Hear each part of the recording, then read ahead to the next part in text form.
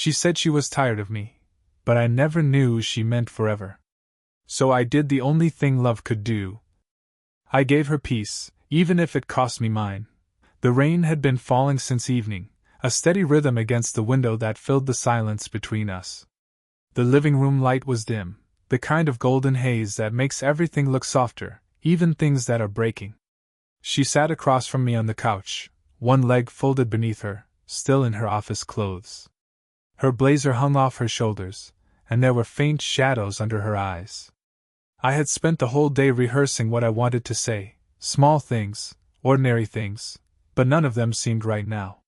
She was staring at the floor, twisting the thin silver ring on her finger. The clock on the wall ticked too loudly. When she finally looked up, her eyes met mine, and I could tell. I could feel it before she spoke. That kind of knowing that lives in your stomach, not your mind. Her voice was quiet. Steady. "I'm tired of you." The words didn't come out cruel. They came out exhausted, like something she'd been holding in for far too long. I didn't move. I didn't even breathe for a second. The rain filled the pause that followed. She looked away again, her eyes glinting in the soft light. Her shoulders trembled just a little, not from cold, but from the weight of saying it out loud. I wanted to ask why. I wanted to reach out, to touch her hand, to remind her of every small kindness we'd shared. But something told me not to. Maybe because this wasn't a moment to argue or plead. Maybe because I could see the truth in her face, that she wasn't angry at me, she was just empty. So I stayed still. Just watching her. Memorizing her, even as she was slipping away. Her perfume, that warm, subtle scent she always wore, still lingered in the room. The same one that used to cling to my shirts after she'd hugged me. Now it only made the air feel heavier. She sighed and leaned back, closing her eyes for a second. Her voice was barely above a whisper when she added, "I don't mean it to hurt you. I don't have the strength anymore." That hurt more than anything else could have. I swallowed hard. My throat felt tight. "You don't have to apologize," I said, even though every part of me wanted to ask her to stay. She nodded, but didn't open her eyes. The clock ticked again. The rain softened. I sat there, letting the quiet settle over us, not as silence, but as something final. And in that moment, I realized something simple and painful. Love doesn't always end with a fight. Sometimes it ends with someone whispering they're tired, and the other person understanding that love can't fix exhaustion. That night, I didn't try to change her mind. I just watched her, the woman who once filled my world, now sitting across from me like a memory in real time. And though she said she was tired of me, what I saw in her eyes wasn't hate. It was sadness. A soft, lingering sadness that said, "Thank you for trying." The next few days felt like living inside an echo. Every sound seemed louder: the creak of the floorboards, the hum of the refrigerator, the soft click of her heels across the hallway. Even her silence had a sound. We didn't argue. We didn't talk much either. It was as if we'd both silently agreed to pretend things were still fine, even though something inside us had already cracked. In the mornings, I'd still make coffee for two. Habit, I guess. I'd pour hers into the mug with the tiny chip near the rim, the one she never threw away because she said imperfections made things human. I'd set it on the table across from mine, and she'd still come, still sit, still sip. But her eyes would stay on the window now, watching the rain drip down the glass instead of looking at me. Sometimes, her hand would brush mine when we both reached for the sugar jar. That small, fleeting touch felt heavier than any embrace. My pulse would stutter, waiting to see if she'd pull away, and she always did. Not harshly, not coldly, just like someone careful not to reopen a wound. She still wore the same perfume. That faint, woody scent would follow her from room to room, reminding me of nights when she'd fall asleep on the couch beside me, head resting on my shoulder. Now, the couch stayed neatly arranged, pillows untouched. She sat on the far end, legs crossed, eyes distant, like a guest in her own home. One evening, she was working late at the dining table. Papers spread out, pen in hand, her glasses slipping down her nose. I watched her for a long time, the soft curl of her hair falling against her cheek, the quiet determination in her face. Even in silence, she was beautiful. But it was a beauty wrapped in fatigue, not light. When the pen slipped from her hand and rolled to the floor, she sighed. It wasn't frustration, it was surrender. That small, tired sound broke something in me. I walked over, picked up the pen, and set it gently on the table. You should rest, I said softly. She didn't look up. I can't. Not yet. Then let me help. Her fingers froze on the paper. For a moment I thought she'd let me. But then she whispered, almost to herself, You've done enough. I wanted to say I haven't, but the words felt too heavy to speak. So I just stood there beside her, watching the way the lamplight touched her hair, how her shoulders rose and fell with each tired breath. Later that night, I lay awake listening to her moving quietly in the other room. The sound of her footsteps was faint, but constant, like she was pacing through thoughts she couldn't escape. And in that silence between us, I realized something cruel and tender at the same time. Sometimes love doesn't end with words. It ends with distance. With two people still sharing a home, but not a heartbeat. The days began to blend together, mornings, evenings, conversations that never truly began. And somewhere in that dull rhythm, I started searching for pieces of her that used to laugh. One night, unable to sleep, I found myself going through an old box of photographs we'd taken years ago.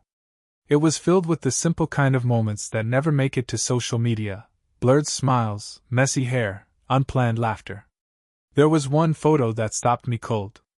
She was standing in front of a bookstore, sunlight spilling across her face. She was laughing, not the polite kind of laugh she gave at dinner parties, but the unguarded kind that made her eyes close halfway. I could almost hear it again, the sound that used to fill my chest like music. That bookstore was where we first met. I can still see it clearly.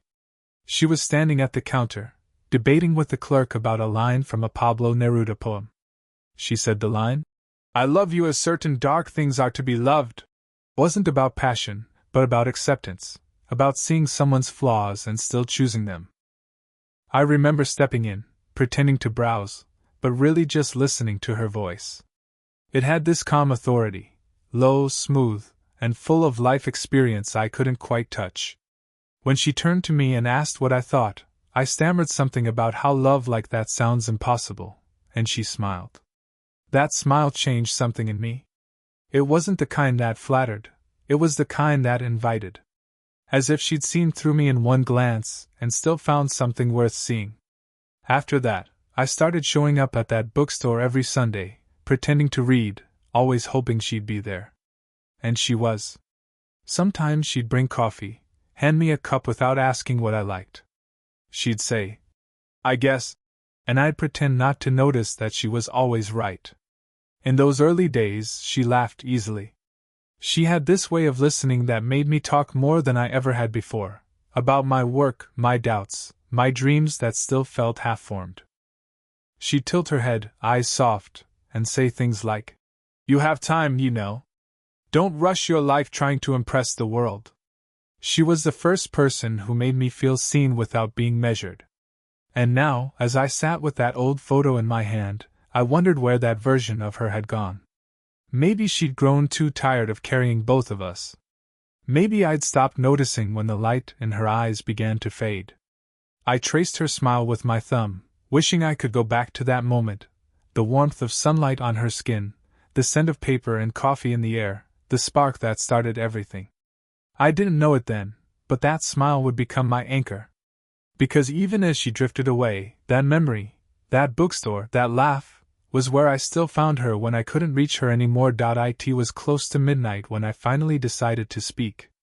The city outside our apartment was wrapped in quiet, the kind that hums between distant sirens and fading headlights.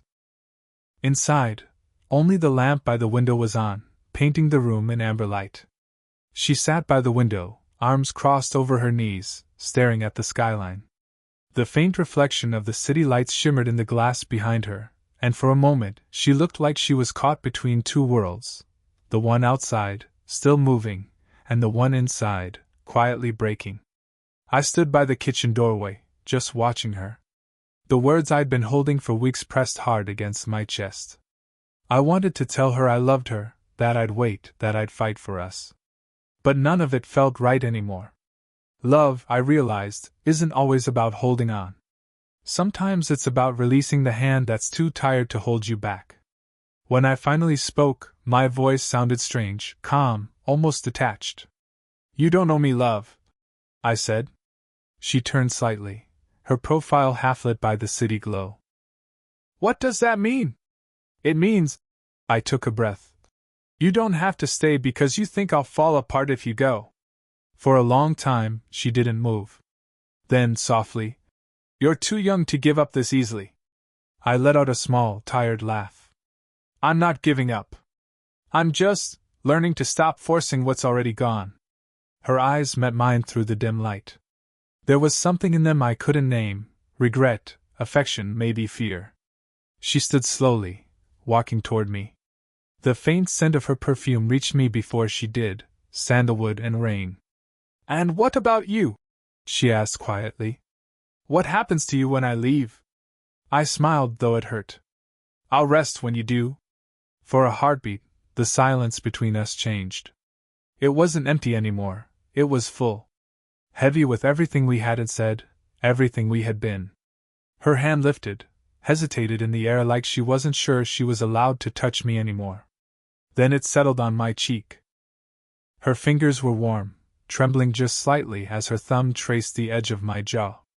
"Don't make me feel guilty for needing peace," she whispered. "I wouldn't dare," I said, closing my eyes against her touch. For a moment it felt like time stopped, the two of us standing there, caught in the soft hum of the night.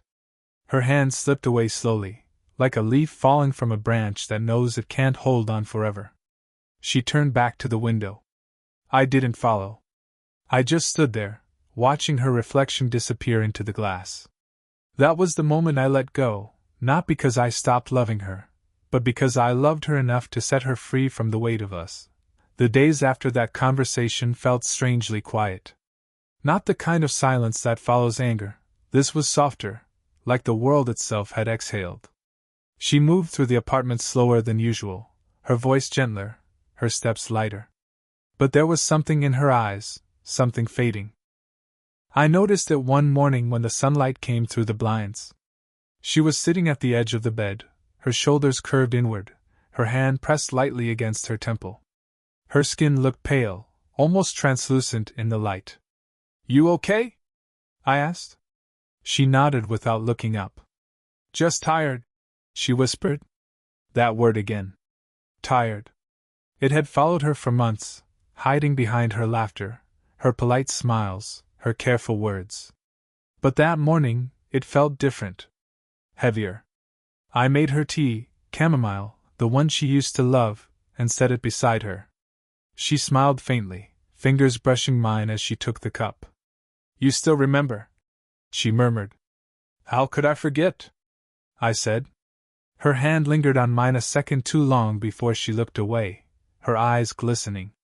"You shouldn't still take care of me like this." "I don't know how not to," I answered honestly. That night, she didn't come to bed. I found her asleep on the couch, wrapped in a thin blanket, the TV still humming softly. Her breathing was uneven, shallow. I sat beside her, just watching. There was something fragile about her in sleep. The strong, composed woman I'd known seemed replaced by someone small and quietly human. I brushed a strand of hair from her forehead, and she stirred. Her eyelids fluttered open. "You're still here," she said, her voice barely a whisper. "Where else would I be?" She tried to smile, but it trembled. "I don't deserve you waiting. You don't get to decide what I deserve," I said softly. Her lips parted, like she wanted to argue, but instead, she reached for my hand. Her fingers were cold. I held them between mine, rubbing gently, as if warmth could bring her back. Tears gathered at the corners of her eyes. "I'm sorry," she whispered. "You didn't deserve the way I pushed you away." I shook my head. "You were just tired." She looked at me then, really looked, and in that gaze was everything we'd lost and everything we'd still been holding on to. "You gave me time," she said. "No," I corrected her quietly. "I gave you peace." Her hand tightened weakly around mine, a ghost of a smile on her lips. "You always did." I didn't realize I was crying until a tear landed on her wrist. She reached up, wiped it away with trembling fingers, and whispered, "Don't cry for me."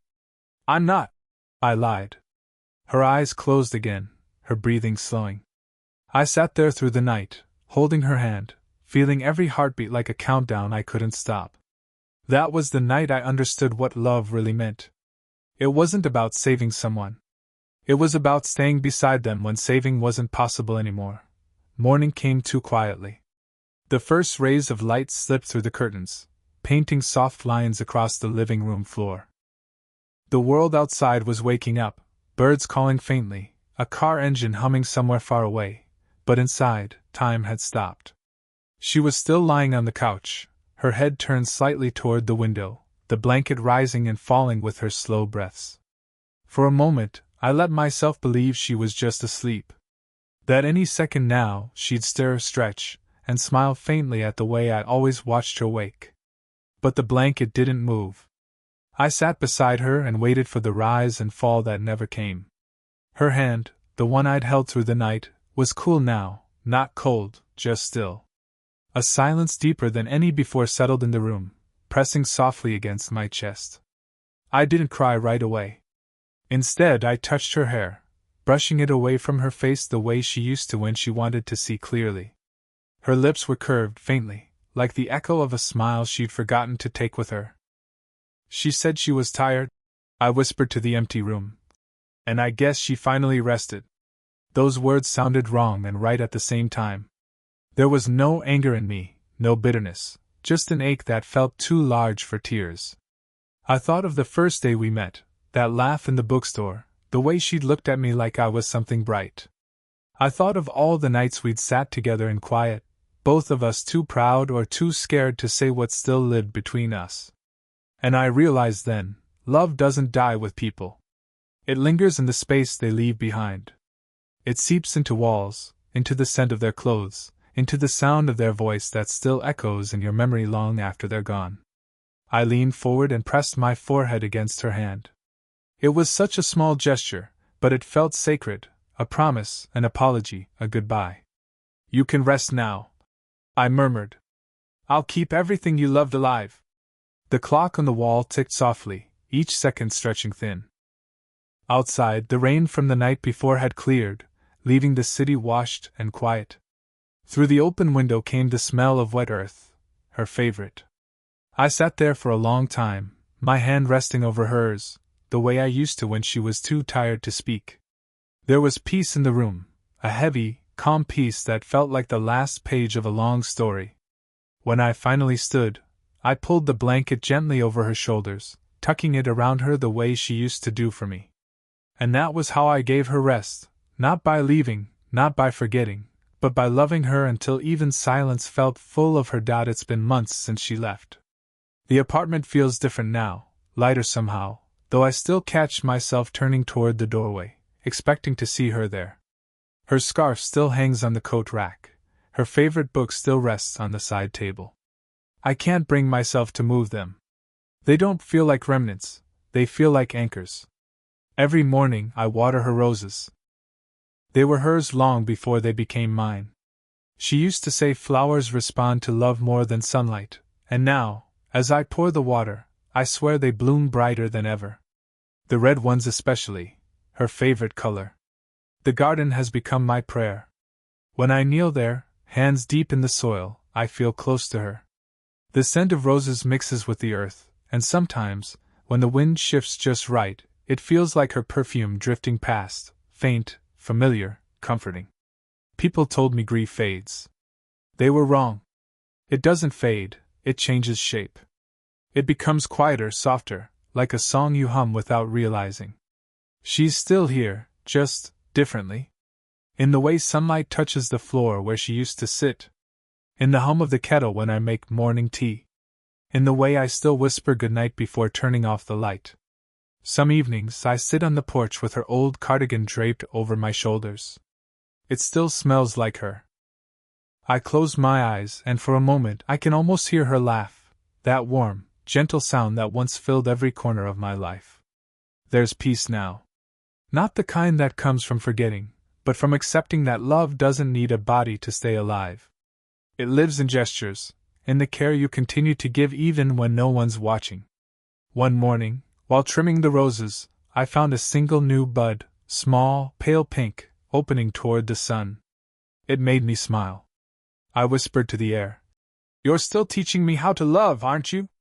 And then maybe it was just the wind, or maybe something more, but the petals of the nearest rose trembled, brushing softly against my wrist. A simple, wordless touch. That's when I realized I didn't lose her. She just changed form. She became the quiet that remained, the stillness that holds every memory, every laughter, every breath we ever shared. Sometimes, at dusk, when the sky blushes the way she used to when I tease her, I hear her voice again, soft, almost playful. "I'm not tired anymore." And I smile, not with sadness, but with gratitude. Because love, I've learned, doesn't end when someone goes. It only finds a quieter way to stay.